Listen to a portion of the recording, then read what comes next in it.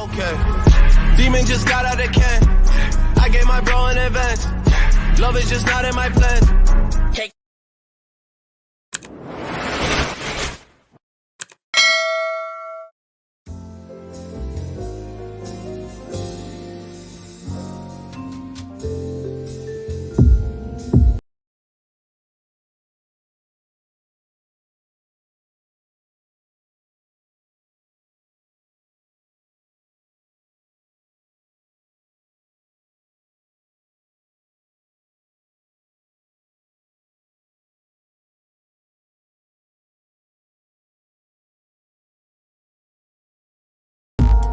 Os materiais apreendidos já começam a ser organizados pelos policiais da Polícia Rodoviária Federal e também pelos nossos policiais militares que participaram da operação do BOPE, juntamente com os militares aqui da unidade, da região, todos envolvidos. Eu quero mostrar para quem está em casa, a gente vai ter detalhes disso na coletiva, mas em primeira mão, eu quero mostrar primeiro o pessoal que está aqui comigo, né? Estou com o apoio aqui do meu escudeiro.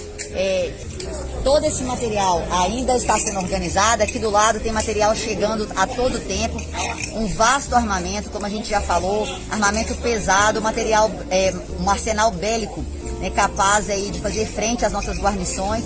Entraram em confronto com os nossos policiais militares e tiveram a resposta devida. A gente quer evitar a toda maneira o confronto, não vamos aqui comemorar nenhuma morte, não é essa a intenção da Polícia Militar de Minas Gerais, nem da Polícia Rodoviária Federal, mas sim uma ação precisa da nossa inteligência, da inteligência do trabalho conjunto, da inteligência da PRF, porque a gente já sabe que esse trabalho conjunto, esse trabalho unido é que tem feito Minas o estado mais seguro para poder viver esse ano de 2021. Ações como essa sempre serão pautadas dentro da legalidade e os senhores viram, a gente só fez aqui responder à altura aquele risco que os nossos policiais militares sofreram.